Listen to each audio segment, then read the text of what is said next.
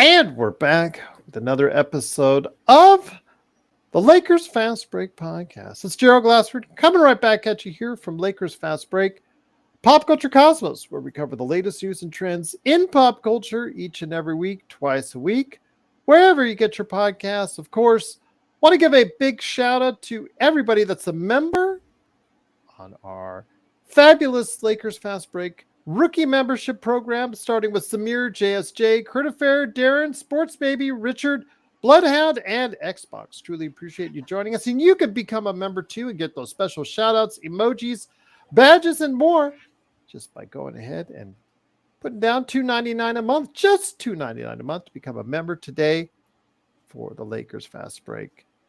I love Joe's answer. What the hell is this? It's called a podcast, Joe. I know you've never been on one before, but it's called technology.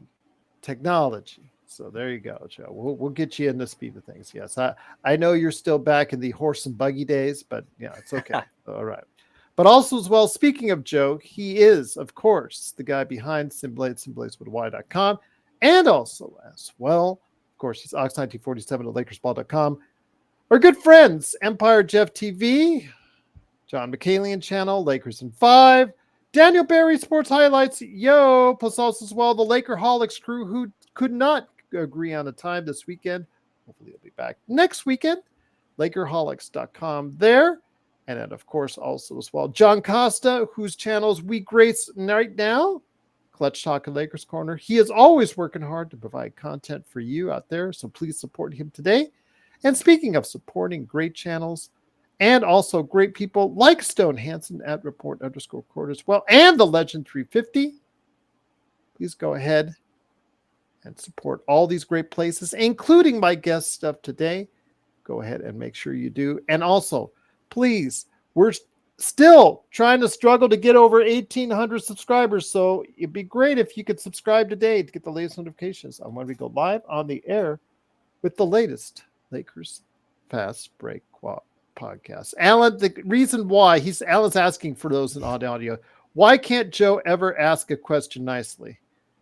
I think you just answered your own question, Alan, because nice and Joe are very far apart, and we'll just go ahead and leave it at that. But NBA observations, I had some time because unfortunately the Cosmos I was recording did have some technical problems because Josh, my cohort in crime, unfortunately, he had some weather-related internet outages in his area. So Alfred buzzed on by and said, hey, we need to talk about the most important training camp battles coming up in the NBA. So here today, he is back. He is one of our NBA experts. It is the man indeed. It is, of course, at Alfred Ezman on Twitter. He is weaning himself off the Orlando Magic Daily.com. So he's working more on the baseball thing, but he is always keeping a keen eye on the NBA. It is Alfred Ezman. Alfred, great to have you here. Joe, Alan always has a problem with you. Have you not been watching the chat for the past 2 years? I'll leave it at that. But Alan, great to have you back, my friend. Thought we were going to do this on Monday. Still glad to do it today. Legend 350, if you're listening out there, if you can't join us today, we'll go ahead and do it tomorrow, my friend, and hear your thoughts. But always great to have you back talking the NBA, Alfred. Thank you, Gerald, for having me. Sorry, by the way, I was just itching to get into these training camp battles. I needed to do it now, okay. Right this instant. There you go. So, yeah, right. And far be it for me to stop you from doing that. So we bring you on this show. Although I heard you're cheating on us by delving into other podcasting realms, but it's okay.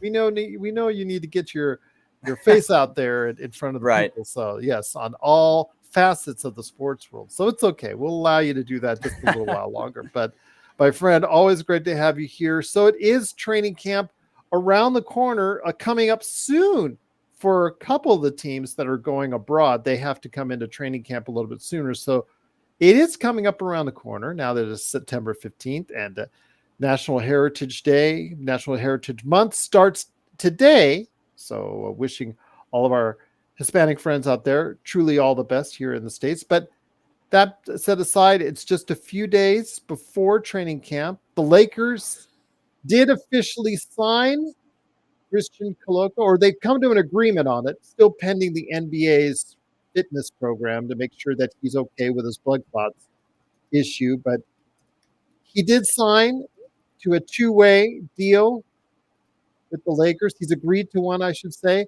I don't know. They haven't stated who they're cutting yet from the two-way plans because they have three people already on two-way plans. They have to do that.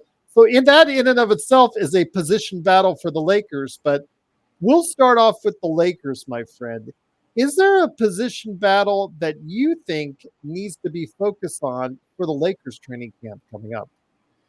Well, I certainly think the depth at that center spot is, with the recent signing, is, quite intriguing to say the least. If you look beyond, obviously Anthony Davis is the big name. His position is not up for grabs by any stretch, obviously. But you look around the position in other ways. I mean, you have Christian Wood in there.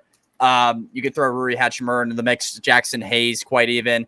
It's just a lot of uncertainty. I think there's a lot of spots to fill as far as where, in which way, and where those players fit into that depth spot. I think that's the biggest and most key one, really. You also, I think, if you're the Lakers, kind of, you're getting LeBron on the tail end of his career. Not that LeBron spot's up for grab, but the conversation, I think, shifts to, you look sort of beyond, his time in LA as to where other players sit. This includes like a Max Christie, even a Dalton Connect, not just to evaluate where he'd fit in his sort of minutes. So I think it's more of, I don't know if there's necessarily a ton of like battles, so to speak, when it comes to you're going to get on the roster and whatnot. Obviously there will be with two-way guys, but I think, as far as how many minutes these guys are going to get, a lot of that can be determined for the Lakers during this training camp period. Joe, I know you're a big guy. I'm 6'2", 220, and you tower over me. I think you are 6'4". You say you're 6'3". I think you are 6'4". What, 250, 60, 70? But I think Allen, I just saw his profile pic. Allen, I think, still can match up size with you. But I am sending you the link, Joe, and we'll see what happens. You guys can go ahead and have your virtual slap fights you want. Oh, that's fine. All well and good. Oh, that's funny. Why are you looking at my chest anyways, Joe? Calling each other popcorn chest. Popcorn chest. That's a new one. I have not heard that ever. I mean, that is a new term. I like it. Yeah.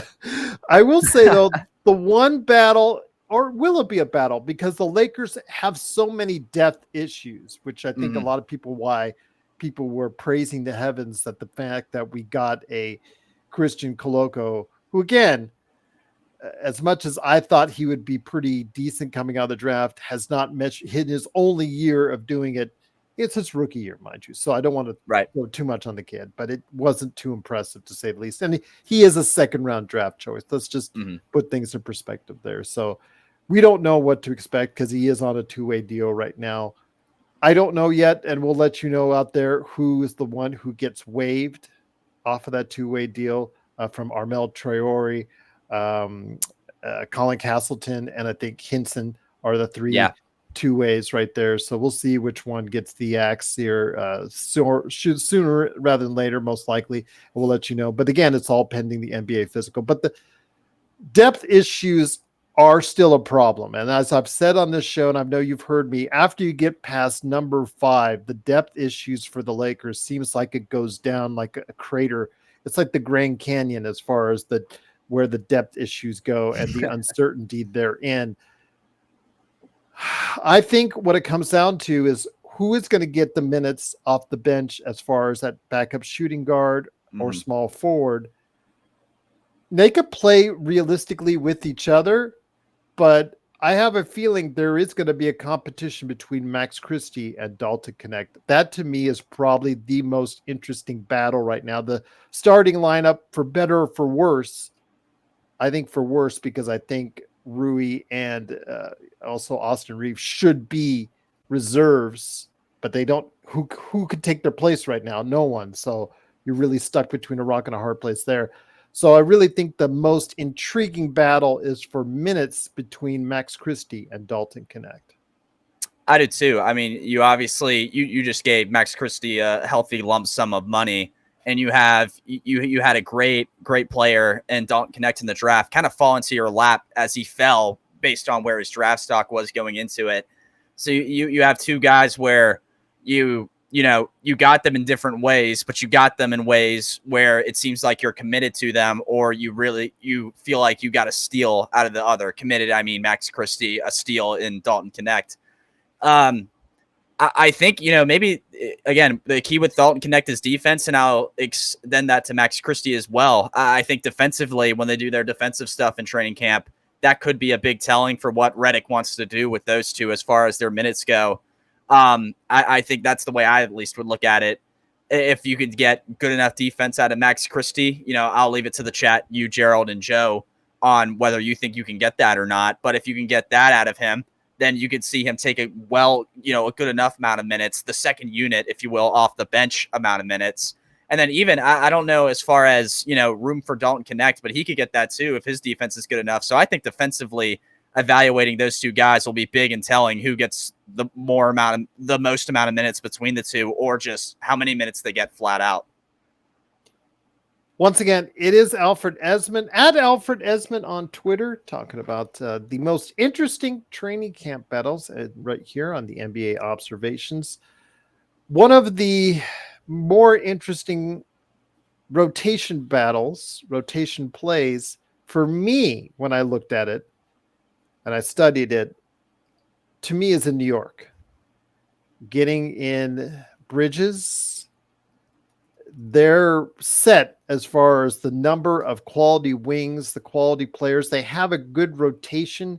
If Robinson stays healthy, they could really have a nice rotation from player 1 to player 7. 7-man rotation, which is going to be probably one of the best in the NBA. But oh yeah, if they didn't all go to Villanova, I would say there'd normally be a problem for DiVincenzo, who did so outstanding, saying, hey, buddy, I know you really helped us out in the playoffs. I know you carried us at times in the playoffs, even when Brunson struggled, but I'm going to have you come off the bench with Josh Hart. And Josh Hart still is like, didn't he play like 48 minutes a game for like several straight games in one of the series? Yeah, and it's just, hey, buddy, we're going to have you come off the bench because we've got some higher priced individuals. And the Randall question is now growing day by day. And the New York media is not going to make it easier. So the position battles for there is who goes where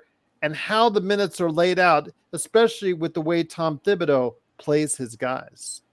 Yeah, another guy in the equation I like a lot for them is Miles McBride. I thought he was pretty valuable within their rotation at times as well. So that's another question you throw into the mix for Thibodeau. And I mean, you look at it, I think you really have some flexibility, at least at the start of the season, where you put Bridges. I think, I get it, New York fandom, blah, blah, blah, so on and so forth. But if you're being realistic about it, I think you have some flexibility in the month of October, November, where Bridges exactly fits in. You could start him some games. You could have him come off the bench at the 6 or 7 spot afterward. Expensive bench player. Right. Yeah. So that's the big thing too. That's why, I think you start out starting him, just to see. And I honestly think it works. And I think you play with it off of that. And then I think the next 3, honestly, as far as minutes go, are, like you said, DiVincenzo, Hart, and then McBride. That's a lot of guards. And I guess the next big man they would throw in behind Randall or Robinson would be Precious, probably. Did they re-sign him? I know he's on a restricted. Let me see. He's still, as a restricted, as far as to my knowledge, has not agreed to terms with them yet, as of yet. But he is restricted. They do reserve the rights to go ahead and sign him if they so choose. And I think they will probably clear it up because they haven't alleviate themselves. Jericho Sims has not stood out. So that could be a question in their training campus. Who backs up Mitchell Robinson? It'll be huge. I mean, because I'm looking at their depth chart and I'm like, wow, that's not a lot of options, at the big beyond Randall and Robinson. So that's, I think, honestly, out of all the battles, so to speak, I know that guard room's a little packed, but I think that's going to be easier to figure out, especially with Bridges' contract, like you said, Gerald, as opposed to what are you going to do with the big men you have? Do you go Sims over Achua? I mean, I don't see it how it works that way, assuming they hold on to Precious and, with their situation that they have right now, it seems like you kind of have to do that. I mean, just to have enough of a big man room to begin with. So I think that's going to be interesting. The Sims and Precious battle for New York, to say the least. Who is the first team on your list, and which is the first position battle that is really stuck out to you? Wanted to make sure I got that before we get Joe, who just came in.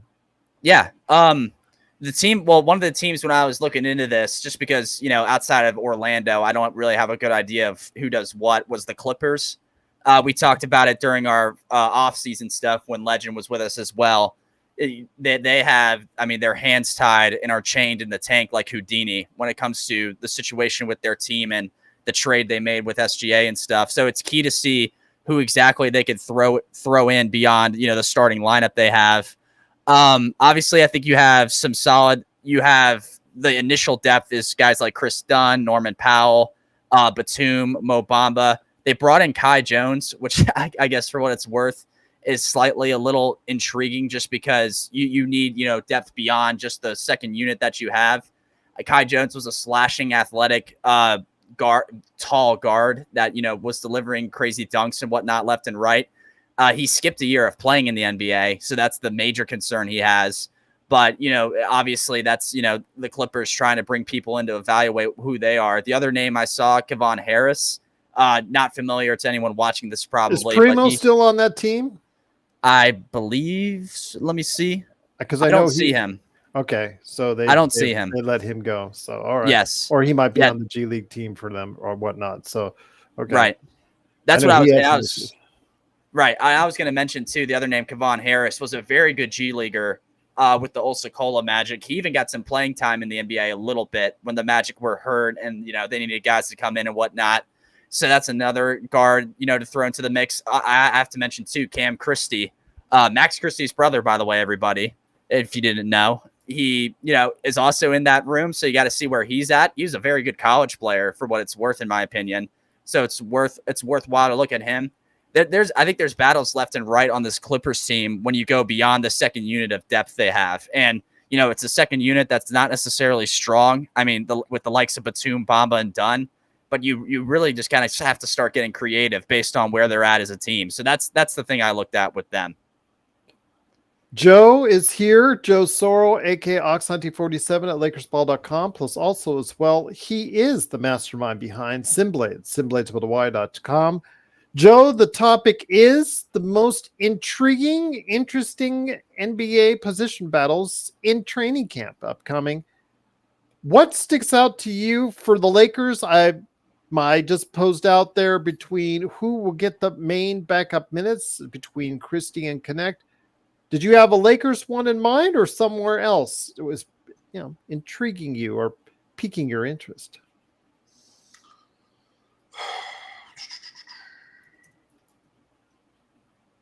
I'm curious to see how Cam Whitmore gets used in Houston.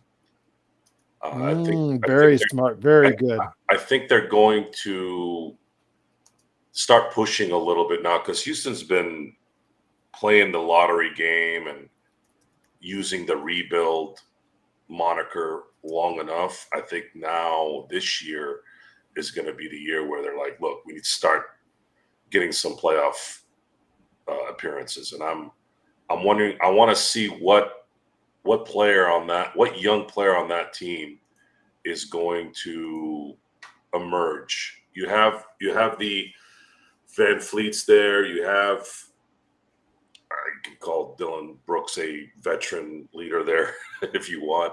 Obviously, Sengun is coming into his own, and then Amin Thomas is 1 year in, and we're gonna see if he jumps a little bit. But I want to see what Udoka does this year. I want to see a jump. I'm looking at this from an NBA observer, not a Laker fan.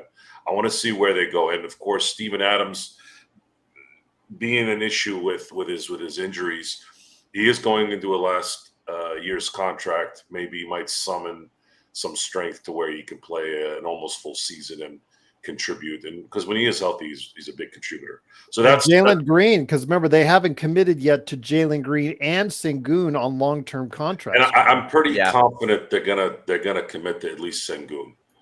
Right. That's a player that they absolutely have to have and need. And then they're going to need their young guys in the last few years to start playing like guys that are seasoned now. Now, you just can't. They can't afford to be. Well, let's try to ease them in. No, you got to let these guys run and see if these guys can make at least a play-in run. But they very well could be there. You know, the NBA is about young players, like Stu Lance always says, and it's about skilled new players. And Udoka is a good coach. So if you have young, skilled, and a good coach, when have you ever seen a team that's young, skilled, and has a good coach not compete?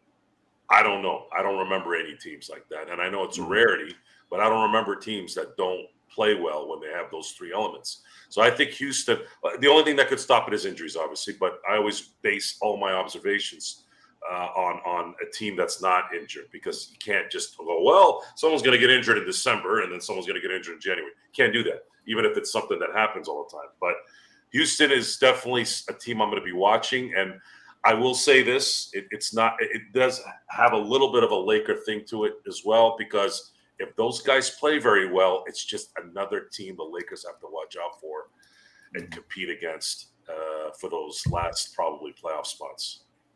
And the thing is, the guys, is the fact that they had that late run. Now, whether or not they played every team, that every team had interest in doing it or not, as far as tanking or what have you, they still won a ton of games toward the end of the season and finished at 500. So they're looking to take the next step, Joe, especially with the kind of roster. And we've talked about before how envious we are as Lakers fans of the kind of depth that they have in youth and at the actual right spot you need. This league has been now built, guys, for wings.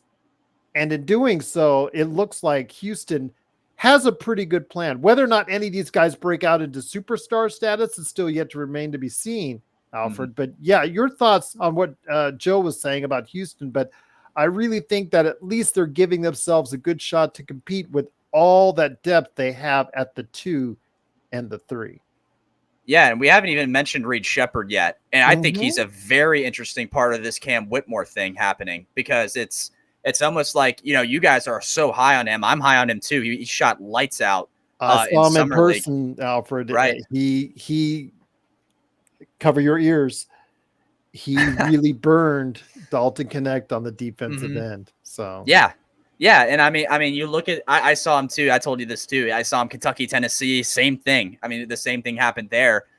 But it makes this guard room even loaded, because I guess, you think about shooting guard wise, who they have. You have Jalen Green starting, and then you have two options between Whitmore or Shepherd, behind that. So I think it's important for Ime to, this training camp, to see what minutes are going to go to who, whether it be Shepherd or Whitmore. I guess Whitmore has the experience advantage to him. Obviously, he's not a rookie anymore, but I think it's going to be quickly figured out during training camp and then extend into preseason games what exactly they're going to do with that. It also makes, I think, Jalen Green's contract extension talk a little more interesting. Like, do you want to? I like what Joe said, and I was on this too, about giving Şengün the money first, because center's that premium position that everyone really needs. And although he has his flaws, he is good enough to stick there for the time being to compete for a play-in spot. And it's once you look at that, you're like, okay, well, with Jalen Green, are we committed enough to spend all this money on him when we have two guys behind him who may not be as good, but are productive enough to fill that hole? And if so, maybe teams are shopping and looking at Jalen Green, around the NBA. Other teams are looking into him. So it's really interesting, this Houston team. I think they're a team to watch. And again, we can see him become pretty competitive, because Joe said, good coach, young talent who produce, a team who was like that last year, the Orlando Magic. I saw it with my own eyes. You saw them compete, and take a huge step in the right direction. I think Houston could take a similar path, maybe not like a 5 seed in the West or anything, but certainly get to playing playoff basketball if all goes well. And that's a very interesting battle, actually. It's good that Joe brought that up. I like the Reed Shepherd, Cam Whitmore concept, happening during this training camp. Once again, it is Alfred Ezman. Alfred Ezman on Twitter, plus also as well Joe Sorrell. We're talking NBA position battles to watch out for coming up because training camp is around the corner. We're getting closer, guys. We're getting closer. Joe, I would be remiss if I didn't ask you your thoughts. You had a really smart, and I'm going to give you a whole ton of credit on just on short notice, pointing out the Houston Rockets. I really like that pick. Your thoughts, though, on the Lakers, because I know that the fans want to hear, the audience wants to hear your thoughts. Is there one positional battle or rotational battle in your eyes that might be of keen interest for Lakers fans coming up? Honestly, the only one I'm curious to see at the moment is Connect. Mhm. I kind of know what everyone else is going to be because I've seen him. There is a slight chance that Rui might be better than he was last year. I believe Austin Reeves is going to continue to play hard and play up to his capabilities and be dedicated. I think he's the only guy that played all 82 games last year, and these days you got to kind of pat people on the back for that. I did want to mention though, real quick, Blake Hinson was just waived as the two-way player that Christian Coloco is replacing. So just want to let we it were know. waiting on who the player was going to be, and breaking news: Blake There you go. Hinson was waived. Yes, There you go. And this was an inevitability as soon as Christian Wood was to have had his secret surgery, apparently. Mhm. Wouldn't know why there would be a secret about it. Just, it's Christian Wood. This isn't Kevin Durant or something. But it was quite obvious that the Lakers absolutely had to get a big before training camp because you just cannot have AD playing 40 to 42 minutes. It's just not going to work. And Christian's going to allow, I don't know if they'll ever play together, maybe in certain spots, but you have to have at least a couple of bigs that can spell AD. Otherwise, you just wouldn't make it. It's just not gonna. It wouldn't work. Jackson Hayes, will he improve from last year? I actually thought he played better than I thought he would last year. Unfortunately, he couldn't do it when it mattered, but that's not the place I put him in. I was fairly in. I was fairly in that mode that I knew he wasn't capable of playing at that level. And when you know someone isn't good enough to play at a certain level, it's not going to be a disappointment when he can't. But he did serve a purpose during the regular season. He played minutes that didn't play a lot, but played minutes to where he could spell AD, and AD had one of his best and healthy seasons. So that part is good. And I'm hoping Christian can be that guy as well. The only problem is this team is going to still have issues rebounding the ball. If they do not rebound this year, because we've already seen what happens when everyone stays healthy and everyone hits their shots, which they did both last year, they couldn't rebound, and that was really ultimately what took them down. All the fluff that we've been pumping is offense, offense, offense, when in fact it's the grunge work that the Lakers don't do. And it's also difficult for the other, I guess you could sort of say 10, not 11, because AD does his work or does some of that work. When LeBron doesn't kind of play defense, it's hard, and he's the leader. You can't, it's a mental thing. A lot of the other guys are not likely to kind of go the extra mile either. And I'm not saying that we need LeBron to play hard on defense. I get it. He's going into his 22nd season. He needs to reserve his energy. I get that, but it still doesn't mean it's good for the greater good in terms of the players kind of being motivated to do the things that they need to do. And worse, there's a lot of guys that are not capable. It's not their fault. They're just not capable of doing that. So if I had to pick one, I want to see if this team can rebound based off of JJ Redick's coaching philosophy.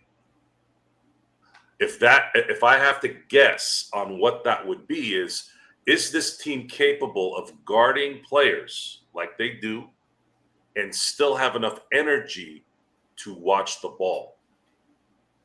And will they run out of energy? Are they going to be in shape to do this? They have to be in much better shape than they've been probably ever in their lives. Can they do it? Now you look at somebody like Austin, you look at somebody like D'Angelo Russell, you look at someone like Rui, to some degree AD. These are still young players. LeBron is probably not going to do it, but I'd like to maybe think that the other four could. And then maybe somebody like Max Christie, somebody like Dalton Connect. Can those guys play team defense and individual defense and go after the ball and not get themselves stuck in terms of bad court balance? Because that all becomes an issue. That's why you usually have two guys kind of sitting back a little bit on offense, just in case, the team goes out on a good outlet pass or whatever. That's the difficult part about basketball, is how do you teach and how do you put together a roster that can do more than one thing? Within the last 5 years, the Lakers maybe had a couple of seasons where they were able to do that, but they haven't been able to do it consistently the last few years. Alfred, let's get back to your list of position battles that you think need to be looked at the most as far as NBA fans are concerned. Your thoughts on what other team that you're looking at right now for a nice, interesting look at a NBA training camp position battle? I'm going to go to my side of the country on the East Coast. I'm going to go up north to Philly for this next one. The battle I'm looking at with them, it's kind of you have to go a little deeper into their team, when you look at it, because I think your starting lineup's obviously set with who you have. I think you could get valuable minutes out of guys like Kyle Lowry, second off the bench. They have Andre Drummond, the back Joel Embiid for what it's worth. Not that he'll have to do that much if Embiid's healthy, but you have that to back him. I think you go deeper into the guard room, and there's two guys who are on the younger side who it'll be interesting to see where they fall, and that's rookie Jared McCain, and then that second-year guy, Ricky Council, the fourth. Both great college players, great McCain, obviously, great shooter in his own right.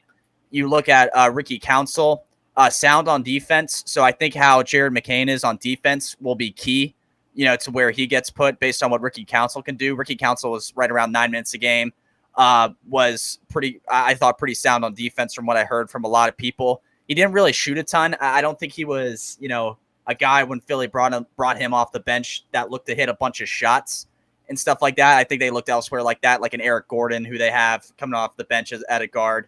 But I think the defensive, how you look at those two players, McCain and Council defensively, is going to be key. And I think in particular for McCain, we know what he could do with his shot. We saw it in school during the NCAA tournament for when Duke was in. He was lights out.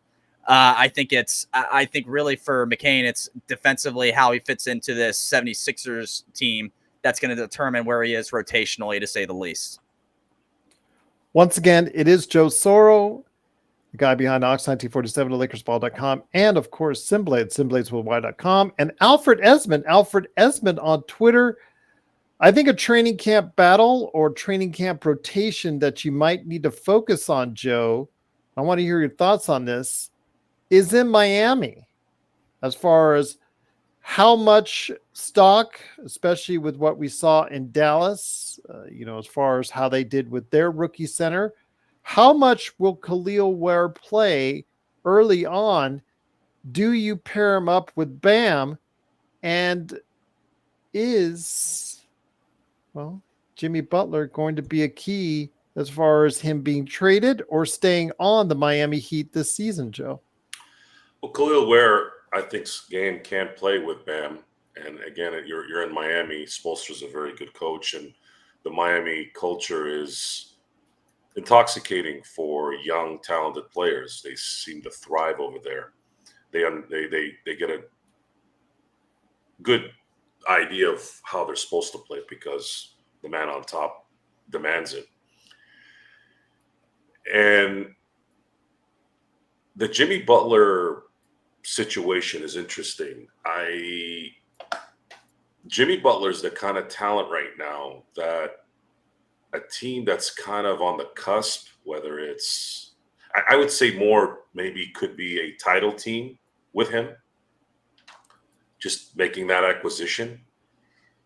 I'm going to be seeing that might be the guy that someone gets and they go, okay, now we can maybe go go somewhere. I've been thinking about which team would want him, and if they could get him. Can't go to Phoenix. Phoenix has nothing in terms. He is also an individual, as Pat Riley has stated, that True. they need to see more of, and he has not been extended as of yet. True, he is an individual, but Pat Riley and the Miami Heat are more about the community, and most NBA teams out there don't care about that. They just care about getting talent. So I'm sitting there and I was looking, who really needs Jimmy Butler to kind of go to that next step? I kept racking my brain. He can't go to. Obviously, he's not going to go back to Chicago. He's not going to go back to Minnesota. He's not going to go back to Philly. Phoenix is out of the question because they have nothing to throw back at Miami. The Lakers have apparently gotten a rumor that there's some interest there. I don't know if Pat Riley would want a 29 and 31 pick with what? If you're going to trade half your roster for him to make sure the money's correct, are you going to assume that you're going to be able to win a championship with Jimmy Butler, LeBron James, and Anthony Davis, and then basically 9 probably G League players? I don't know if that's going to make sense. But then I started thinking, what about Dallas? What if Dallas went after Jimmy Butler and said, screw it, let's go and try to win this mother? You obviously have seen Kyrie Irving play with another dominant guard. He's done it twice. And the NBA is a positionless league these days. I'll ask you guys a question. If you take out a couple of players from Dallas's team last year, let's just say, I'm just throwing this out there. Let's just say Lively and a couple of their really young players get traded with whatever draft assets they can throw Miami's way. And let's say that happened last year and you have Jimmy Butler with Kyrie and Doncic. Do you think they win it all? And to clarify for somebody else that's going to say, "Oh, you're talking about trading Lively." We're talking about last year when he was still unproven. I'm using it as just a hypothetical. It's not even hypothetical. It's something that'll never happen, right? Yeah, talk about last year. Yeah, so we're talking about. Let's just kind of look back and say, what if that particular team, which is the Dallas team, which is pretty much the same team coming back this year, and no one's really old on this team, right? No one's really that old. So let's say they go Lively, Gafford, and 3 first-round picks. Let's just throw that out there. I actually think Miami would do that in a minute. Matter of fact, I think Dallas might be able to just throw 2 in there. Well, I think they're getting tired, and as far as Riley, I think they're getting tired of Jimmy Butler's act in Miami. Most of the teams that Jimmy's been with have. He's got a Randy Moss thing to him. Not as bad as Randy's, but he has this. At some point, actually, it's not even Randy Moss. It's more like a Jim Harbaugh. It's like McDonald's French fries. There's a limited lifespan to them before they go really. Before it goes really stale. Probably, yeah. I would say I was going to say In-N-Out Burger. McDonald's is faster. I think In-N-Out Burger. I actually don't. I don't order the fries unless I'm eating there. Good point. Very good point. Those fries get to the house, if somebody's getting, they're dead. They're dead. Yeah. At least the McDonald's one, they're they got enough fake food in there that make you addicted to it. It tastes good. The In-N-Out Burger fries are real potatoes. They cut it right there in front of you, and you have to eat them right out of the grill almost. But going back to the Dallas thing, if you have that third guy, because Kyrie came up so short. Kyrie looked like James Harden in the 2012 finals. He was abysmal.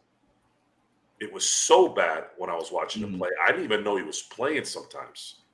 I seriously forgot Kyrie was playing in the game. So if you have that third guy and that particular dynamic, I think you probably are able to kind of maybe turn the corner a little bit because you have another threat there and someone who's seasoned in that moment too on top of it.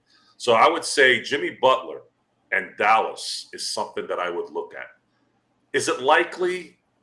If I'm Dallas, I wouldn't, unless I was really desperate and thinking I could win a championship next year. If you're like, we know we can win next year if we had just one more guy that was seasoned and had the skill set to score and be that guy, then sure, why not go after it?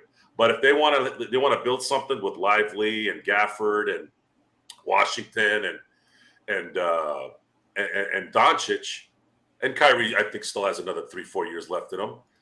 Hell, you know what? Give it another shot. That's probably the smart move.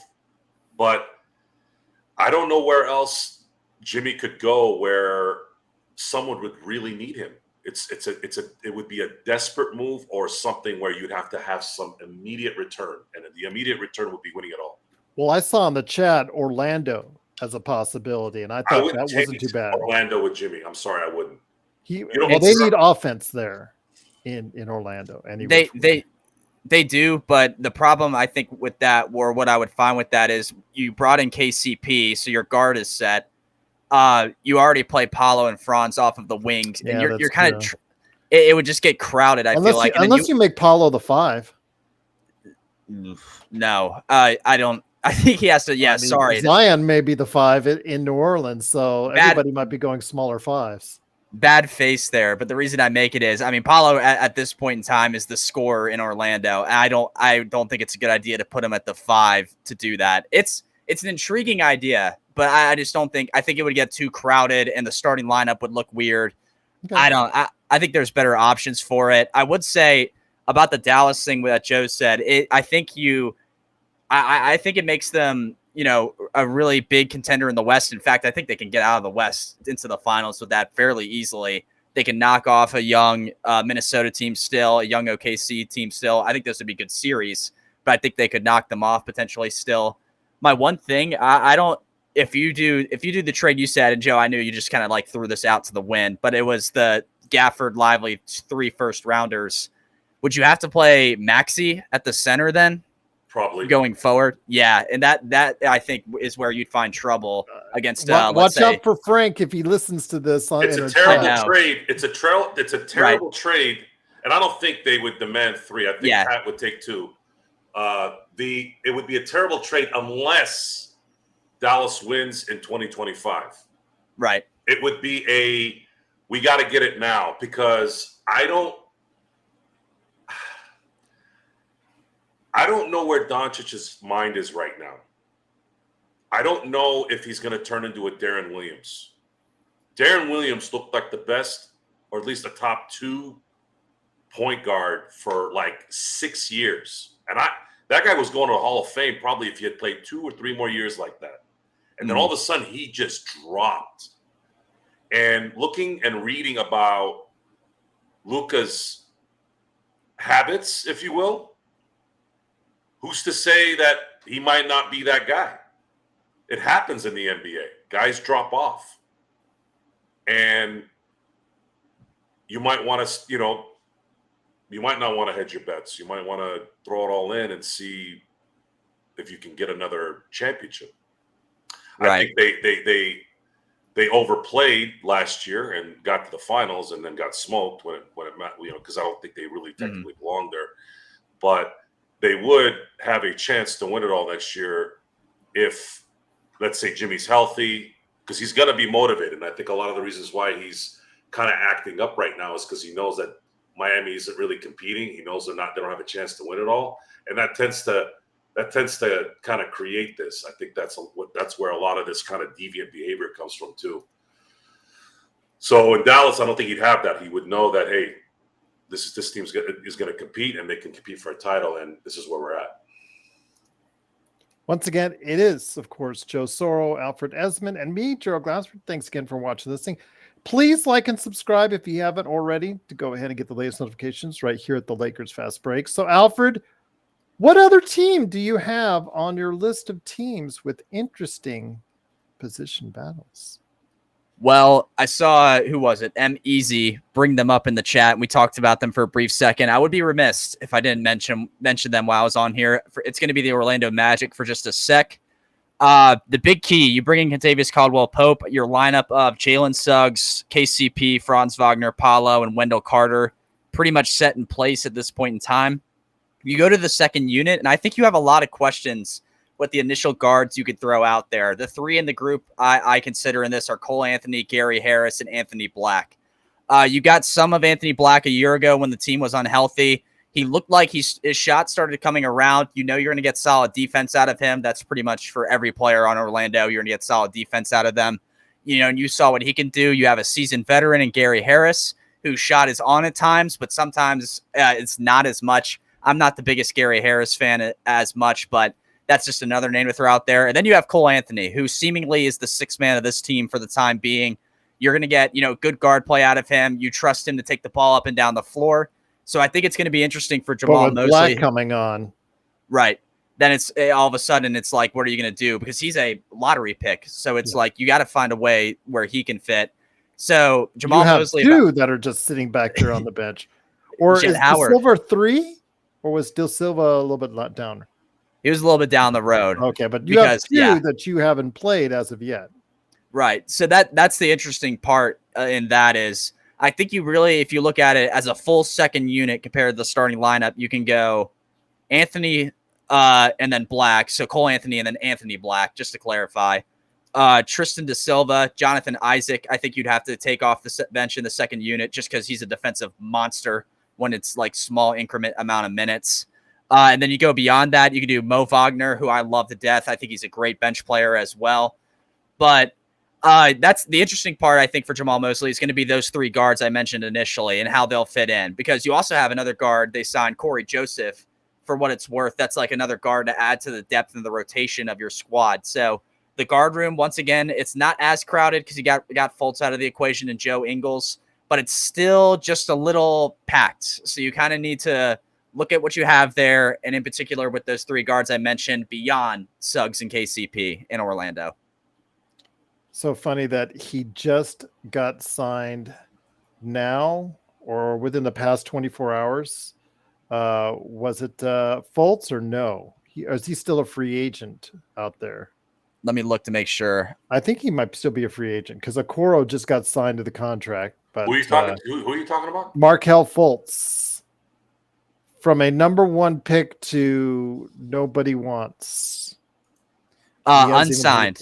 Yeah. I haven't seen anything that he's been signed. Okay. Yeah. So right. Yeah, not even 30 yet, and he's already out of the league. So that's insane. Former number one overall pick too. That is so crazy. The tragedy about that pick isn't so much him being a bust. That's happened in the NBA. Right. The tragedy is Boston got the best player in that draft while giving their enemy that pick. That was the tragedy. They got Jason Tatum for Fultz by giving the Sixers the first pick. I mean, so much for the process. I mean, seriously, it kind of reminds me of something I've been wanting to talk about, but it's not that important. But since you guys kind of brought it up, the two players that I think about a lot, and sometimes, look, I if there's any advice I can give anybody in life, okay, forget about politics, forget about religion, forget about family, friends, all that. I'm talking about just you. Go with your gut. You're gonna be right way more than you're not when you do that. And my gut told me, both with Ben Simmons and Markelle Fultz, I'm like, these two guys are supposed to be the best players in the country. Guys, you have any idea how big America is? You know how many basketball players there are? And these guys were the first picks. Yet these guys couldn't take their teams anywhere. And look at the result. Pay attention, folks. You know, basketball might be the most individualized team sport, but it's still a team sport. And folks, when you're having your greatest of all time discussions every 5 minutes because you can't find anything relevant to talk about, LeBron needed help to win. Kobe needed help to win. Shaq needed help to win. Jordan needed help. This is a team sport. And sometimes you need the perfect help to win. Sometimes having okay help isn't enough. And when you look at Markelle Fultz and Ben Simmons, the cautionary tale in those two things is, do these guys lead? Could they lead in the smallest areas? They couldn't. And now look at the result when it became the big area. And that will happen 99% of the time. You will never, hardly ever see someone that talented and that horrible in the team aspect and see them be an all-time great or even very, very good in a league where it's at its peak, which is the NBA. That's sad. Not even a training camp deal. That's yeah, really it's wild. And I understand. I mean, he did not play like a first overall pick by any stretch of the imagination, but I liked him when he was in Orlando as a guy to come off of the bench and give the main starters rest. That's just what he's become, and he was good at it. And I'm surprised there's teams out there who aren't even taking the chance on a training camp invite for that in the slightest. I mean, there's got to be teams out there who have like unproven like nothing in their guard room, and that would take a chance on him. It's just hard to believe. It's sad. And yeah, I mean, it's quite crazy that it's come to that point. The backup guards for the Lakers right now are, of course, Gabe Vincent, as far as point guards are concerned, and Jordan Goodwin. I think those are options. Oh, and Jalen Hood-Schifino. So I'm sorry. I would at least take a flyer and see what's there. And if there's anything there, he at least tempo-wise, Fultz, if he's healthy, tempo-wise, he would get you what you need to get as far as an up-tempo game there. But you're right. Shooting, just never developed. And so it is what it is. But I did want to go ahead and say it is, of course, Alfred Ezman and Joe Soro with me. Joe, is there any other training camp battles coming up here? Because training camp is around the corner for some teams sooner rather than later. Remember, when you're saying battle, what in what context? Position battles or position, is there like for starting spots or rotation spots? Questions that you think need to be answered in training camp for one of these teams? Honestly, the basketball right now for any contender is things are set already before you even go in. I mean, you could say maybe is Paul George in Philly going to take a lot of Maxi's shots? Is Maxi going to be okay with that? That is something to look at, by the way, folks. If Maxi is cool with sharing the ball, it's going to benefit everyone. And Paul George, as much of a, Clipper brain as he is, I'm just saying a nice word there with it, because I was a big Paul George fan. I thought he'd be a Laker before his career was over, and it's unfortunate that it didn't happen. But anyways, if Paul George can play with Maxi and Maxi can play with Paul George, now the pressure is going to be off each. The likelihood of injuries isn't going to be as heavy. And then, of course, that's also going to benefit Joel Embiid. Those are the things. And I feel very comfortable with who is the leader there, which is Nick Nurse. That's why I'm looking at Philly right now and saying Philly has the ingredients to possibly make a run. Health is going to be the big thing, obviously. Mm-hmm. But I'll tell you what, if they're healthy going into the playoffs, that team could get to the finals. I think. Yeah. I was going to say, Joe, I think they can win it. I mean, absolutely, they could win it. Yes. I mean, the key is health, because like I said when I was talking about them for a brief sec, I mean, beyond Joel Embiid is Andre Drummond. Andre Drummond at this point in his career is not going to, deliver as much as he needs to at the 5 to carry it to that point. But if they're healthy, they can take down Boston. I think they can win it all. They have the ingredients for it. So I think it's like you said, I like the shot sharing thing with Maxi and Paul George. Obviously, is going to be key how they split those up. I think you continue to feed through Embiid as much as you can as well. And like I said, you look down the depth chart. Jared McCain fitting in. How will he fit into a team that can go as far as we think they can? You got Ricky Council in there for good defense as well.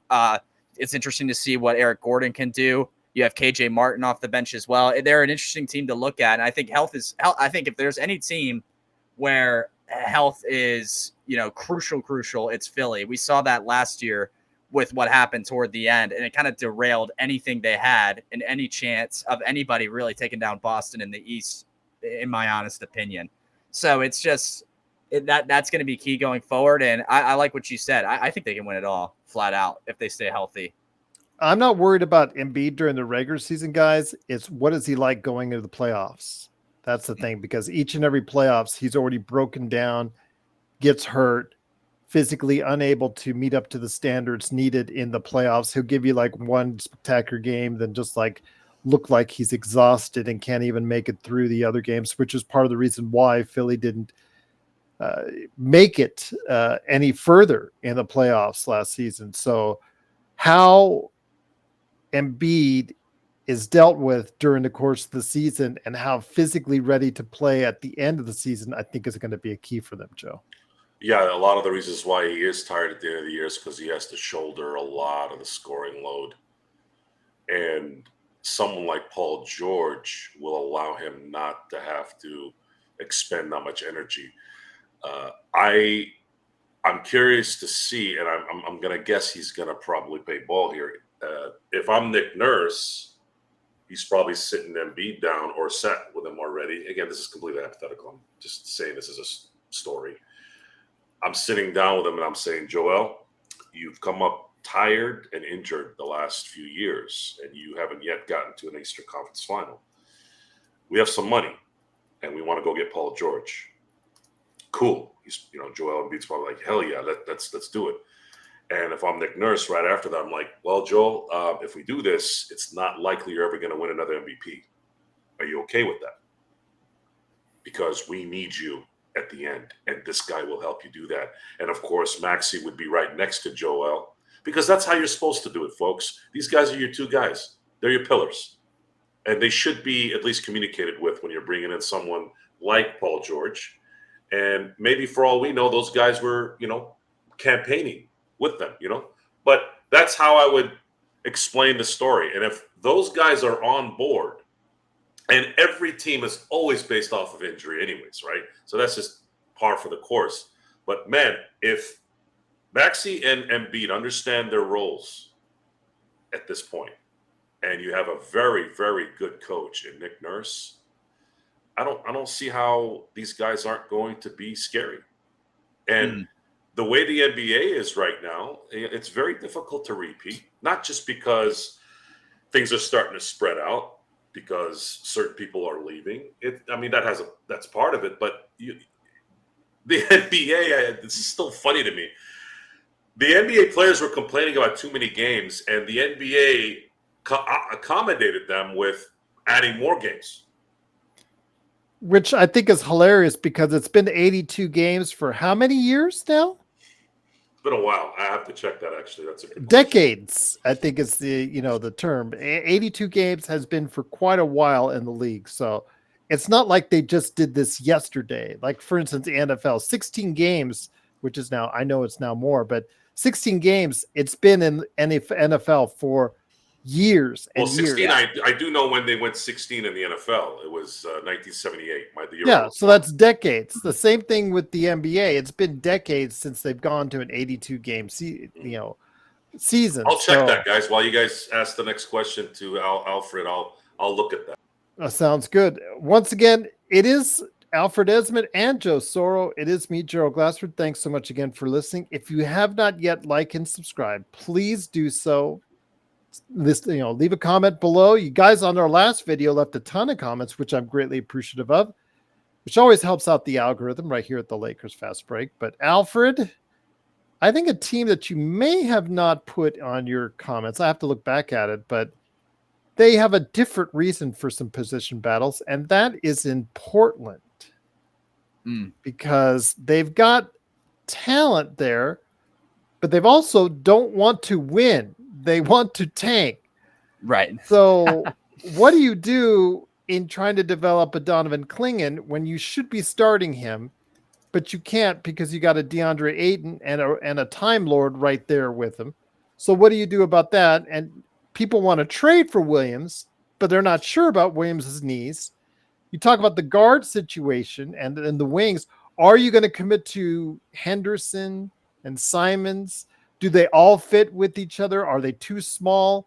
Sharp, is he going to be the small forward for your future? And then, of course, Grant, who's been on every Lakers trade rumor this whole summer with that amazingly bad contract. It is a bad contract. I don't care what new TV deal it is. It is still a Yeah, bad contract. it's bad. Your thoughts on the mess right now? Very intriguing, though, what may happen in Portland. A team that looks like it should be going in one direction, but may have enough competent players to keep them from doing that. Yeah, I mean, well, I'll start with Anthony Simons. I mean, he was good enough to where teams like, I know Orlando on Twitter, that those fans are all over him, to come to Orlando. Obviously, they got KCP instead, but he was probably the next popular name for it. You bring in, if you're Portland, I don't really understand bringing in Denny either. I mean, I think Denny has a role on that team enough to where he can really produce and contribute. Honestly, him and Sharp could battle for that 3 spot come this season. And I think that'll be a training camp battle to watch out for with them. You draft Donovan Clingan when you have, like you said, Gerald, when you have DeAndre Ayton and Robert Williams already there. I don't really know what you're going to do with that. I mean, Clingan's a top 10 pick. That's a reason to start him initially, but you're not going to do that over Ayton when you're giving Ayton a lump sum of money. It's a big mess. And then honestly, you go down the line of their depth beyond their second unit, which has, let's say hypothetically Clingan, Sharp, or Denny, whichever one you decide to start. And then that's really that it. ought to be a trade. I don't know why they did that trade. What is that serve for Portland? And we talked about this last time. They gave up draft capital when you need that, and that's what you want. I don't understand it at all. So I think if we're just looking at battles though with that team, I think the Denny and Sharp battle for the 3 spots interesting. If one gets it, the other's going to be, I think, the 6th man, quite honestly, on that team, unless Clingan is as well. But and then the centers, I mean, Clingan, Ayton, Williams, depending on what's going on with him, I don't really know how you figure all that out either. So it's a mess. They don't really have a lot of depth. I mean, the only names that are recognizable to me are Matisse Thybulle and Devontae Graham. And beyond that, that's all you have if you go deep into their rotation. So it's a mess. And I mean, unless you have your 5 starters or first 6 or 7 completely going off, you're not going to win a lot of games, I think, which can play into their favor of what they want. But also you just have all this, you're kind of like holding, a bunch of gold near you in the middle of a trash dump, so to speak, that other teams are kind of looking at and wanting. And you're like, yeah, we'll give you, this, or we'll take that guy and give you a bunch of draft capital back instead. So they have the pieces, I think, initially to start to create something, but it's probably the weirdest, team when it comes to looking at who they have and what's going on in training camp. But again, if you want to focus on battles, the Denny Sharp thing is key. And then obviously their center room is just loaded, with a bunch of pretty good players. One, they're paying a ton. A guy you drafted top 10 overall, and then Robert Williams, who has shown flashes here and there. So it's just a lot of stuff to evaluate for them. They probably are going to have the busiest training camp out of anybody when it comes to this sort of thing. Before we get to another team like that, which I wanted to touch on, which could be interesting during trade season, Jeremy in our chat, I wanted to go ahead and pop a suggestion that he had, and then also get back to yours. Joe, before I do, Joe, did you come up with the first time or how many years that they've been playing 82 games? Yes, it started in the 1967-68 season. So the answer is it's not like this happened last week that they've been Forever. playing 82 games. Yeah. The only thing that's older than me, to give everybody an idea. We've discussed this on the show several times. The NBA, I feel like, are very lazy in creating a better schedule. And a better schedule, especially with the resources that you have now versus what you might have had then, is they could have made, you could make the regular season more regional. You can make the divisions matter more a little bit. But instead, all they did was just add more games because they're greedy assholes. And in the end, it's just, I hate to keep saying, oh, it's all about the money and greed, but it's also just complete stupidity, because you get a better product if you just help out a little bit and stop being so damn greedy. But they won't risk it. And this is where it is. And what I mean by helping out the, I guess, viewership and maybe the players is make the teams in their division play more. Therefore, their flights are shorter. The division, when we watch teams play all the time, we get sick of the other team. Doesn't matter if it's preseason, regular season, playoffs.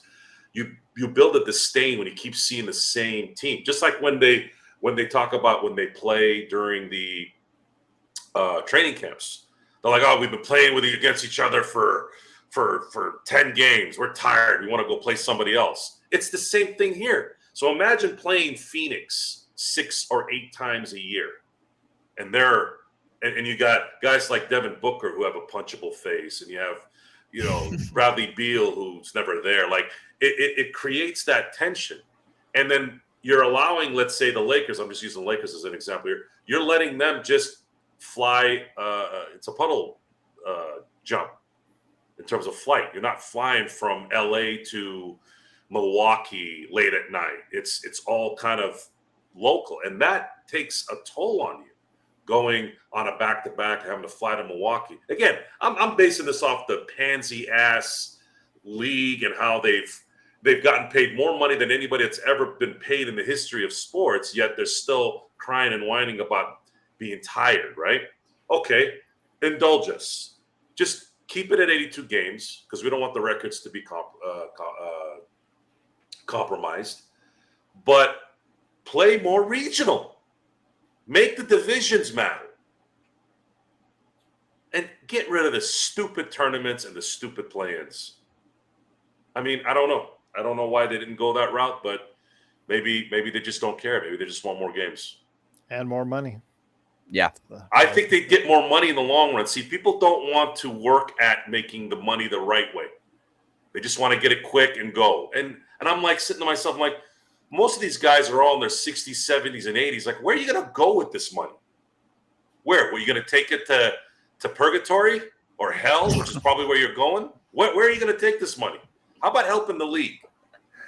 How about helping the players and their soft ass or something, or making it more appealing? No. If your decisions are always solely on money, you're always going to get a shitty product. Now, by me saying that, it doesn't really matter because the ratings are up. They're making their money. Nothing I say really makes sense because people are still watching and they're still giving them their money. So it is what it is. Once again, it is the Lakers Fast Break. It is Alfred Ezman Alfred Ezman on Twitter, and then Joe Soros, Simblades, and of course, LakersBall.com. Joe, Jeremy, I am going to take your request. Before we get back to your list, Alfred, the Grizz, a team which is expected to bounce back because they've got their players healthy and the chaotic season that was a year ago. John Morant, hopefully he's not going to post any more Instagram videos anytime soon with any firearms. Yeah, that didn't go over well. And then he had the injury. And then, of course, they had more injuries. Mm-hmm. Well, they were the walking wounded. I will say, even though they have started their season with another injury in Gigi Jackson, the fact is they got a chance to develop some young players. And if they develop a certain center in Zach Edey the right way, they could be looking to rebound and then make themselves a player once again in the Western Conference. But what position battles do you really look at with them? Yeah, not necessarily a battle, but one thing to look at for training camp, which I think they're going to enjoy a lot. They needed a center this draft. I think that was pretty much no secret to anybody, and I don't mean Jaren Jackson Jr. They needed a center this draft, and they got it with Zach Edey. I think finding a way to fit him in with Jaren Jackson Jr. is going to be really cool for them. I think it's a pretty good fit if they can make it work the right way. I think offensively, if you can work a pick and roll in between John Morant and Zach Edey, that's going to be pretty fun to watch for a lot of Grizzlies fans and people around the NBA. So Zach Edey's role in fitting into this team as being a starting center is going to be found out during this training camp. And I think it's perfect, because I think they had times where when he was healthy, Jaren Jackson Jr. was running the center and everything within the paint for Memphis. And that's taxing, even on a guy who's as athletic and good around the rim as he is. They bring in Edey, who, is, say what you want about him. It's a polarizing player you bring in at the center spot. So I think that's going to be really interesting to watch, to see what he can do. The other thing as well, I think with Desmond Bane and Marcus Smart and Luke Kennard, you just figuring out where they are as well. I think Marcus Smart is a good 2 at this point. I guess maybe with Luke Kennard, you can run him at the 3 if you want more 3-point shooting or something like that. But if you're confident with Desmond Bane, you go that route. That's another battle I can see fit. If that happens, like I said, I think Kennard can run in at the second unit, that sort of thing. You have some intriguing people down the stretch here. Gigi Jackson when he's healthy. Santi Aldama, Brandon Clark as well is another name we haven't mentioned, who can give you some depth at the big man, at down low with the big men. They're very good. They're a very intriguing team, and if they're healthy, I think they're somewhere within the playoffs, whether it's the play-in or a top 8, whatever. They're going to be playing playoff basketball if they stay healthy and can make this thing work. I think the biggest thing is finding out how Zach Edey fits into this entire team, which I think was fit-wise one of the best picks in this first round we had. Weren't they 2 seasons ago a number 2 seed? They were, yeah. But the Lakers upset them, yeah. So There you go. So yes, I think Frederick. Yeah, they waived Blake Hinson. Yes, we mentioned that earlier in the show to sign Christian Coloco to a 2-way. Appreciate the update, but yeah, don't mind at all you putting that in the chat. What's up, Joe? I was gonna say yes. If there was a place Zach had to go, was probably Memphis. If he gets you Zubac's numbers 12 and 10, well, in rookie year, that could really more important than that is it's going to, again, this business of the NBA is about keeping yourself fresh. It's the speed of the game, the skill set of the game has created a speed that's just not sustainable, apparently. Mm-hmm. And no one is training for it. So when you're playing 7 seconds ball and shoot, basically Mike D'Antoni's dream league is right now. This is the Mike D'Antoni dream. And you just don't have just a Steve Nash doing it, right? You have a bunch of guys that are just shooting, running, shooting, running, shooting, running, shooting. It's all fast paced. It's all quick. And where Zach's going to play a big part is he's going to allow Triple J, to not have to burden everything. You won't have to be the guy that has to handle everything, much like how Anthony Davis has to handle everything. And in certain matchups, he's going to be able to play well. But there's also going to be a lot of matchups where he will not be good. And that is when they spread him out. He is going to have to really go into that Brook Lopez mode at some point. Brook Lopez, when I talk about surprising talent that I've seen in the last decade, it's Brook Lopez. In a billion years, if you'd sat me down and said, this guy's going to be second in Defensive Player of the Year, and he's going to start hitting threes left and right consistently all year, I would have sat down and I would have been on the Lakers fast break and I would have called you out. And guess what would have happened? I would have had egg, crow, avocado in my face. That is one of the most surprising players I've ever seen in the NBA. I've never seen someone who couldn't rebound turn into a defensive stalwart and all of a sudden start hitting shots from distance like he's Jamal Wilkes. It was pretty crazy. So Zach Edey, we don't think he's suited for the NBA right now, but if he has a Brook Lopez situation where he can train himself and get better at shooting and playing defense, and he can, then our observation of him would change. But we're basing the observation of Zach Edey off of the other thousands of players that have not been able to. But nonetheless, you're also going to have someone that's going to be there, that's going to take up minutes. And there are going to be some half court type offenses. You're going to have a lot of bigs that you can put him on, that he will be an asset. And right. the only other team besides Memphis that he would have been perfect for would have been LA. That is something as far as his outside shooting. I think that'll work out over time, whether or not he does become a stretch. But right away, he can get you 12 and 10 or 12 and 8, 12 and 10, 13, just something in that range right away on 50% shooting, because he'll be shooting a lot of stuff close up, and running pick and rolls with Ja is obviously going to be a big thing for him. But Alfred, is there any other teams on your list that we need to target? I'm trying to think of anyone else. I'm going to go a different route. This team, I think, for a lot of people is not too interesting to look at, obviously, but I like giving the smaller teams who aren't as good some love. I'm just going to talk about the Wizards briefly. Obviously, that's the team I had in mind. Yeah. Obviously, this is a totally different situation. This is a team where they're evaluating quite literally everything they have. They bring in Jonas Valanciunas for the center spot. I like that with Alex Sarr, just as a kind of two big man's thing. You have a veteran who he can learn from while playing down there with them. I think it can be pretty polarizing. It's not earth shattering, as a whole.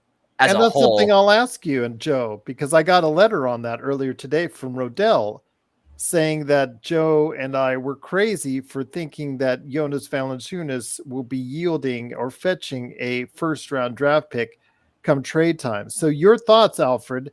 How long will it be before he is traded? Because again, he was signed with Washington with full knowledge he is not going to be staying his entire tenure there. Mm-hmm. And would he be traded for a first round pick? Yeah, I mean, I think if I honestly would not rule it out of the realm of possibilities. I think it's very likely. And I think two keys to that are, one, are you going to be a lottery team with good odds? Yes, they are. And then two, how does Alex Sarr look? I think if Alex Sarr is horrifically bad and not working out, you have to keep him there for a little longer to help him out. Just me, just how I would look at it. 15 games. Right. It's not like Summer League Alex Sarr. But if Alex Sarr is starting to produce like I think he can and will, I think that gives you an excuse to ship out Valanciunas for draft capital, which is what you desperately need at this point. So that is a good point. I do think that's a possibility. But if you look beyond him, you don't really have a lot at the big man positions. Patrick Baldwin Jr., Marvin Bagley, Rashawn Holmes is the other one. You don't really have a ton there, to look at big man wise. So that's going to be key, seeing how those two play amongst each other. I guess going through the other positions, their point guards are going to be interesting. How quickly they can unload both those point guards that they have. Right. Yeah. And then beyond them too, I think Bub Carey and Corey Kispert splitting. How do you split their minutes up? Well, that's because that's the reason why they want to get rid of the older two point guards that they have on there, so they can give Bub more time, because they feel Bub might be the way to go. Right. And Kispert, I love Kispert's shooting too, so you can go with him as well. And there's a point. It might come to a head this season where he's a better shooting option than Jordan Poole, in all realness. So if you want to go that route, you could ship Poole out somewhere to wherever you want to get him for draft capital, that sort of thing. So I think training camp, though, if you look at Washington, you're kind of going to look at how Sarr and Valanciunas will fit amongst each other.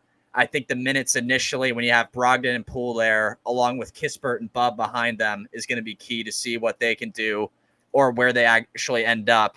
And those are the two key things with them. Again, this is a team that it's not like the other teams we've talked about. This is we have to evaluate what we have and roll with it. And that's, I think, the major training camp points that they're going to do, or that they're going to look at.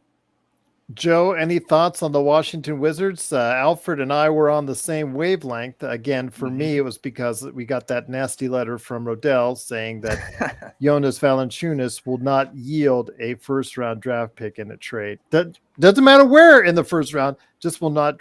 Thinks we're crazy that Jonas Valanciunas, with the type of need that there is out there for centers in the NBA, if he plays competently around December, January, will not be starting to get those rumors in regards to that, Joe. So my question for that is, if he can't fetch a first round pick, then what would be the point of Washington moving him. Because that's what Washington Right. did to sign him, because they had no real need to sign him because they're trying to tank. So what would so let's speak logically here. I'm asking anybody this question. What is the point of trading Valanciunas if you're not getting at least a first-round pick if you're Washington? I'm just talking about Valanciunas. It doesn't matter. Package with Kuzma or Poole or Sar. I'm not looking at that. Just Valanciunas. I thought so. I heard Right. dead air. Thank you. You guys answered my question. Well, that's why he signed with Washington, because he got the 3rd year Look, folks, guaranteed. Look, Rodell lives in a. I always have to give him credit because I just love this quote. Adam Shine, he has a show on Sirius XM Radio. He's big in the Northeast, right? He calls it Planet Delusional, and I believe that Rodell is. I would say he is maybe the president of Planet. You can't have a president of the world. Let's say he's Genghis Khan of before civilization kind of got right. He is Genghis Khan of Planet Delusional, and I think it's time for you to wake up, Rodell. I don't think you really understand how things work. Having an opinion is entitled to everyone, but when you come out with things that make no sense, regardless if it's your thoughts or opinion, you have to at least back it up with something of substance. But it just doesn't seem like there's anything there sometimes. And Washington, I don't. There you go, Alan. Alan got it. The warlord of Planet Delusional. And, that's kind of a compliment because he probably wouldn't be a warlord. He wouldn't last maybe 5 minutes being a warlord, right? He'd be a minion. But I was trying to be kind of complimentary, but again, I'm not. I can't do it too long. The Washington situation, and the reason why this is kind of an important subject for the Lakers is Washington seems to be the friendliest team towards Rob Pelinka. And we may have to rely on them later. The question, though, is who and what? Are the Lakers going to be able to get something there of substance where it could kind of take them to where they need to go? The question there is I don't know, because it would depend on what they give up. And unfortunately, they don't have a lot to give up either. So it's going to be very difficult. It's going to depend on how certain guys play. And are those certain guys who play above what we think they're going to play, are they going to be part of a package to go get someone that's better than them? It's a lot of working parts here. And we're just at that place where it's just too hard because there's too many variables. I just think, again, when it comes to Washington, guys, they signed Jonas Valanciunas. They gave him that full 3-year contract guaranteed for a reason, with the full intention of trading him. There is no way they did it because they wanted their team to be better, because they're in the midst of tanking. So you do that for a purpose, whether it's to, meet salary cap requirements or just the fact that you want to use him as an asset. And if he plays anywhere near competently this season, like he's done the past few seasons, all he has to do is just show himself off to the rest of the league. And like Joe says, somebody will bite.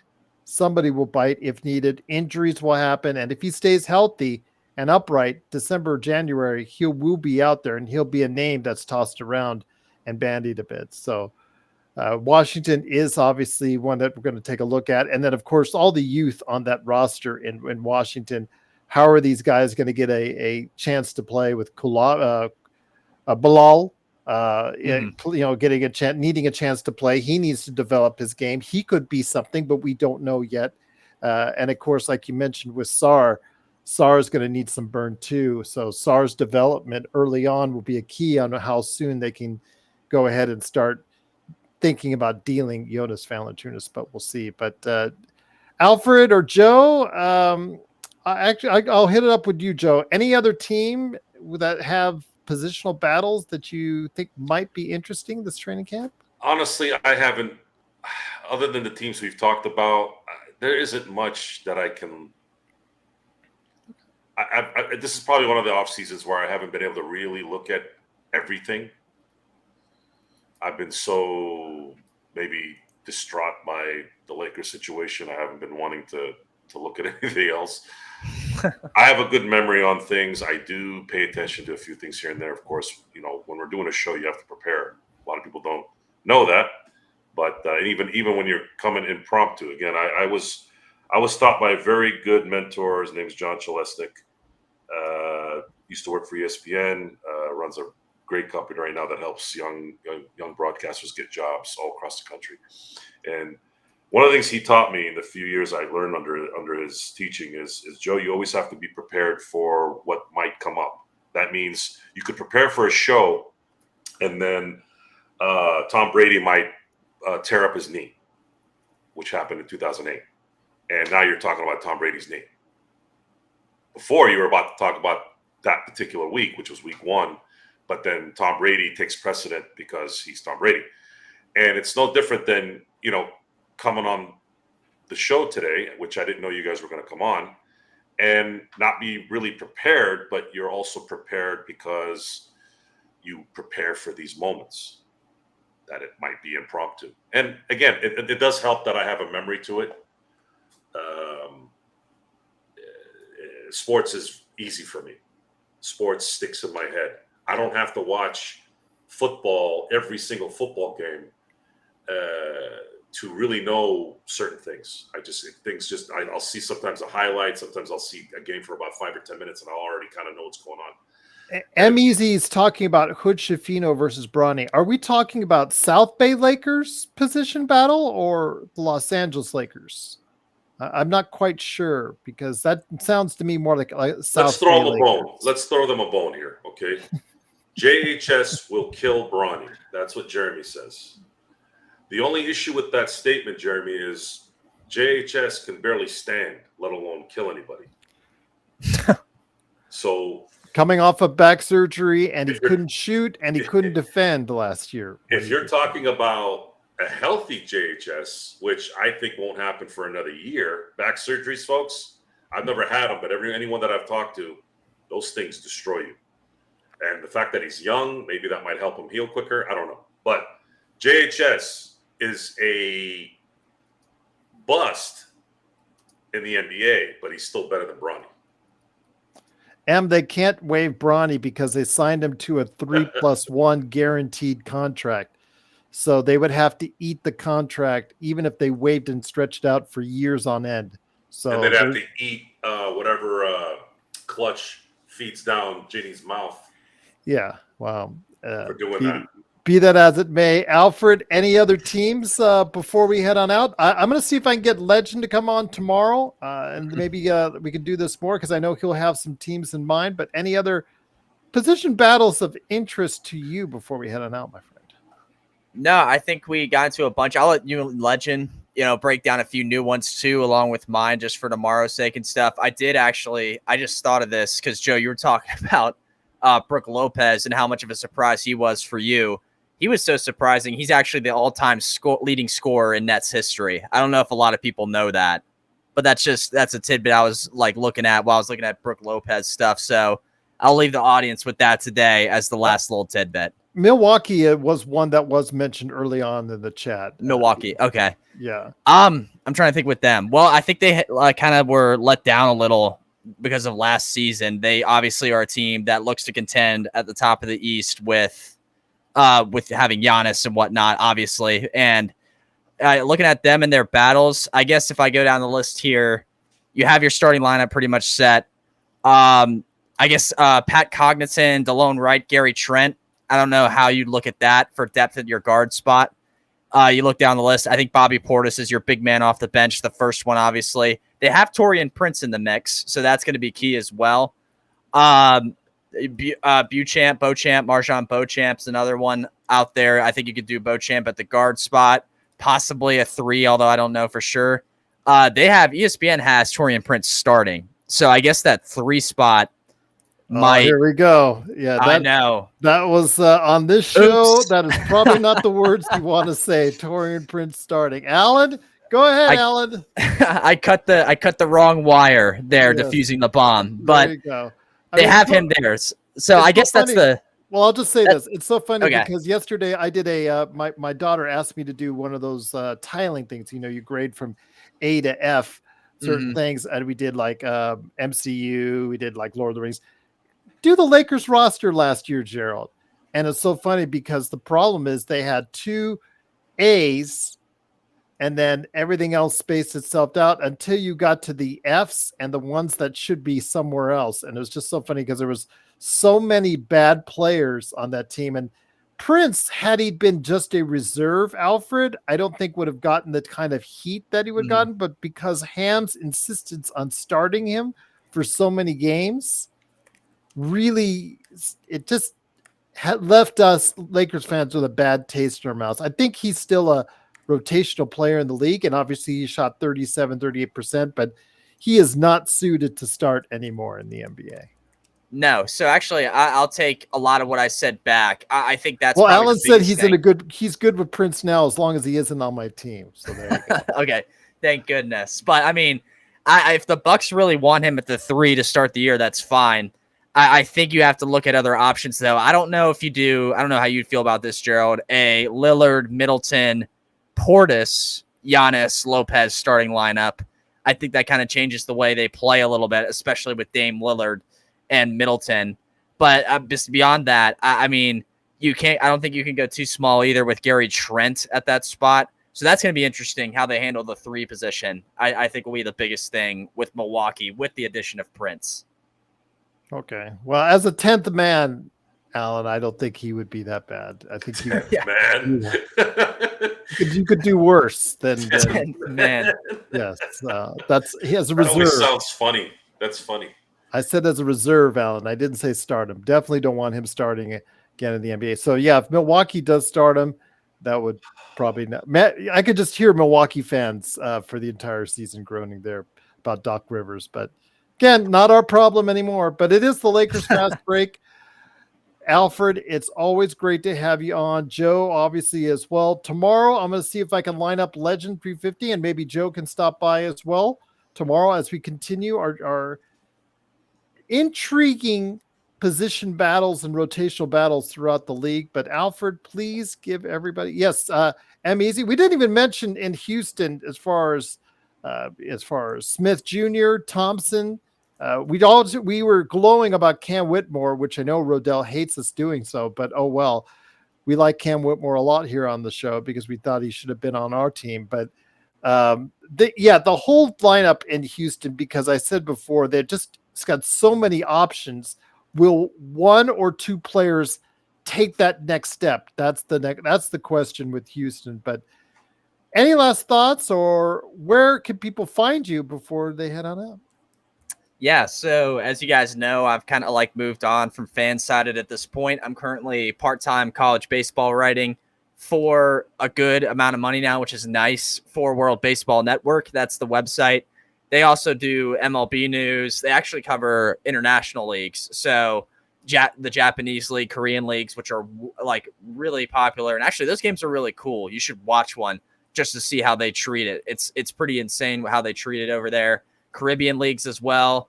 The Mexican league, which Trevor Bauer and Robinson Cano just won with on their team. I know those are 2 kind of throwback names at this point, but they just won with their Mexican league team. We cover all that stuff, so go check them out over there. I'm doing SEC baseball podcasting with Southeastern 16 too. Even though I'm done with the NBA, you guys know I watch it pretty much just as much as anyone else would. I watch as much as I can, keep up with it as much as I can. I mean, I guess now I'm a former writer for Orlando Magic Daily, so I'll be watching them a ton just to see, just because I know that team like the back of my hand, and I'll just watch them constantly. Watch the Lakers as well, just to keep up with you guys and see how they're doing, and all that good stuff. So go ahead and check me out if you're baseball fans out there. I know a good amount of you are. Joe is. So Emmy is asking, how good is this Japanese free agent pitcher? Which one would that be? The one from Stanford, I think we were talking about. That's Rentaro Sasaki. He's a third baseman. He's really, really good. As far as, again, I do college baseball, so there's another one. It's Itsuke Takamoto for Hawaii. He's a 2-way player, so he's pretty intriguing as well. I think he batted like 313, had a 4-something ERA, so he's half decent as well. He's the new two-way prodigy now that Caglianone's gone from college. But yeah, Japan is producing, and I think the main reason why that this website covers it so much is Japan is producing so much baseball talent that it's overflowing into the college game, which is weird because usually those guys, they go pro in Japan and treat that as their minor league stint. And then they get signed with the MLB teams. Shohei is an example, the major example of that. But now these guys are like, hey, NIL money, college. So I'm going to go play in college for a year or two and see how it works out there. So that's what this Rentaro Sasaki guy's doing. And it's interesting stuff. So feel free to check that out. That's what I'm into now. And like I said, continuing to watch the NBA as much as I can and keep up with it as much as I can.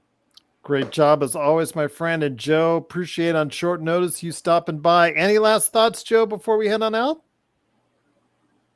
No. Okay. And on that note, tomorrow I will try to catch up with Legend 350 to see if he has any thoughts. I'm leaving Golden State for him because he is a Golden State fan. And I think there's some intriguing battles there because they have a lot of players around the same level in their career, which might be interesting. And I know he'll probably talk about Atlanta and some of the other teams as well. So I leave that up to him, but we will be talking more intriguing NBA battles. Once again, for you Lakers fans, Christian Coloco, 7-footer, former second-round draft choice of the Toronto Raptors, has come to an agreement on a 2-way contract with the Los Angeles Lakers. The Los Angeles Lakers have subsequently waived Blake Hinson. I think he will catch on somewhere on an Exhibit 10 and then get his opportunity in the G League. I think there's a possibility he could just chuck it up. He'll be a chuckster as far as chucking up a whole bunch of threes in the G League. So don't be surprised if you see him averaging 15 to 20 points in the game in the G League at some point in time real soon. Whether or not he can defend at the next level remains to be seen. But M, is Joe in the nude? No, he just has his camera off for some reason. Well, I don't know if he's in the nude or not, so that's up to him. I wanted to give Alfred the shine tonight, folks. Okay. All right. Thank you, Joe. Thank you. You know, for those of you who think that I'm self-absorbed, you're right. Except on the show. And on that note, it is, of course, a Lakers Fast Break. Remember, you can become a member today for just $2.99 a month. That'll get you emojis, badges, and also big shout outs from me.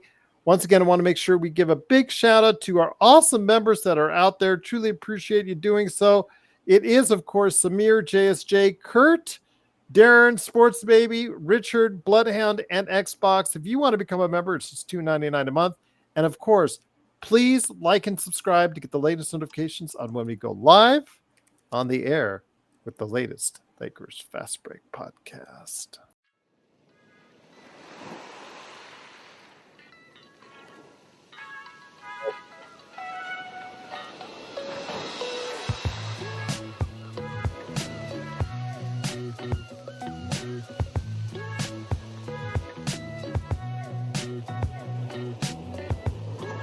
You happy now, everyone? I guess so.